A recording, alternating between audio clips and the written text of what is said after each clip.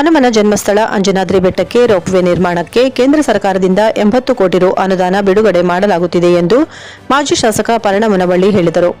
ನಗರದ ಬಿಜೆಪಿ ಕಾರ್ಯಾಲಯದಲ್ಲಿ ಶುಕ್ರವಾರ ಪತ್ರಿಕಾಗೋಷ್ಠಿಯಲ್ಲಿ ಮಾತನಾಡಿದ ಅವರು, ಸಾರಿಗೆ ಸಚಿವ ನಿತಿನ್ ಗಡ್ಕರಿ ಅವರು ಬೆಳಗಾವಿಯಲ್ಲಿ ನಡೆದ ಕಾರ್ಯಕ್ರಮದಲ್ಲಿ ಅನುದಾನ ನೀಡುವುದಾಗಿ ಘೋಷಣೆ ಮಾಡಿದ್ದಾರೆ.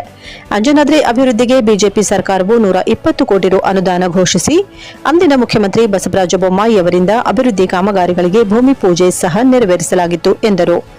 ನಾನು ಶಾಸಕನಾಗಿದ್ದಾಗ ರೋಪ್ವೇ ನಿರ್ಮಾಣಕ್ಕೆ ಪ್ರಸ್ತಾವ ಸಲ್ಲಿಸಿದ್ದು, ಈಗ ಸರ್ಕಾರ ಅನುದಾನ ನೀಡಲು ಮುಂದಾಗಿದೆ. ರೋಪ್ವೇ ನಿರ್ಮಾಣ ಎನ್ಎಚ್ಎಲ್ಎಂ ಯೋಜನೆಯಡಿ ಮಂಜೂರಾಗಿದ್ದು, ರೈಟ್ಸ್ ಸಂಸ್ಥೆಗೆ ಗುತ್ತಿಗೆ ನೀಡಲಾಗಿದೆ. ಕೆಲವೇ ದಿನಗಳಲ್ಲಿ ಅಧಿಕಾರಿಗಳು ಅಂಜನಾದ್ರಿಗೆ ಭೇಟಿ ನೀಡಿ ಸಮೀಕ್ಷೆ ನಡೆಸಲಿದ್ದಾರೆ ಎಂದರು. ಈ ವೇಳೆ ಬಿಜೆಪಿ ನಗರ ಅಧ್ಯಕ್ಷ ಕಾಶಿನಾಥ್ ಚಿತ್ರಗಾರ್, ಗ್ರಾಮೀಣ ಘಟಕದ ಅಧ್ಯಕ್ಷ ಚನ್ನಪ್ಪ ಮಳ್ಗಿ, ಮುಖಂಡ ಸಂತೋಷ್ ಕೆಲೋಜಿ, ಹನುಮಂತಪ್ಪ ನಾಯಕ, ನಗರಸಭೆ ಸದಸ್ಯ ನವೀನ್ ಮಾಲಿಪಾಟೀಲ್, ವಾಸುದೇವ ನವಲಿ, ನೀಲಕಂಠ ಕಟ್ಟಿಮನಿ, ಶ್ರೀನಿವಾಸ ಧೂಳ, ಸಂಗಯ್ಯ ಸ್ವಾಮಿ ಇನ್ನಿತರರು ಪತ್ರಿಕಾಗೋಷ್ಠಿಯಲ್ಲಿದ್ದರು. ಬಹಳ ಸಂತೋಷ ಪಡ್ತೀವಿ. 100 ಕೋಟಿ ಅಂದ್ರೆ 220 ಕೋಟಿ ರಿಲೀಸ್ ಮಾಡಲಿ, ಸಂತೋಷ ಪಡುವ ದೇವಸ್ಥಾನ ಎಲ್ಲರಿಗೂ ಸಂಬಂಧಪಟ್ಟದ್ದು. ಅದರಿಗೆ ರಾಜಕಾರಣ ಬೇಡ. ಇನ್ನೂ 100 ಕೋಟಿ ಕೊಟ್ಟರೆ 220 ಕೋಟಿ ಕೊಡ್ಲಿ, ಮತ್ತೆ ಇನ್ನೂ ಕೊಡ್ತೀವಿ, ಇನ್ನೂ 100 ಕೋಟಿ ಕೊಡ್ಲಿ, ಒಳ್ಳೇದಲ್ಲ.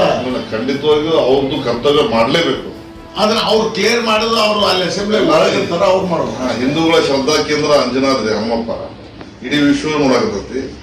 ಯಾವ ಸರ್ಕಾರ ಬಂದ್ರು ಅದನ್ನ ಗಣನೆಗೆ ತಗೊಂಡು ಗಮನದಾಗ ಇಟ್ಕೊಂಡು ಅದಕ್ಕೆ ರಿಲೀಸ್ ಮಾಡ್ತಕ್ಕಂಥ ಕೆಲಸ ಬಿಜೆಪಿ ಸರ್ಕಾರ ಶುರು ಮಾಡೈತಿ ಅಂತ ಹೇಳಿ ಯಾರು ಬಿಡಕ್ಕಂತ ಬರಂಗಿಲ್ಲ.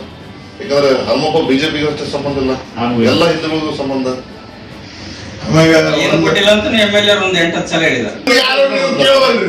ಅದೇ ದುಡ್ಡಿನಲ್ಲಿ ನೀವು ಈ ಸರಿ ಬಂದಾಗ ಮಾತಾಡೋದು ಅಶೋಕ್ ಅವ್ರ ಅಣ್ಣ ಹೋಗಿ 120 ಕೋಟಿ ಮಾಡಿದ್ರು, ಈಗ 100 ಕೋಟಿ ನಮ್ಮ ಸರ್ಕಾರ ಬಂದ ಮಾಡಿದ್ರು ಅಂತ ಅವ್ರು ಹೇಳ್ಬೋದಾಗಿತ್ತು.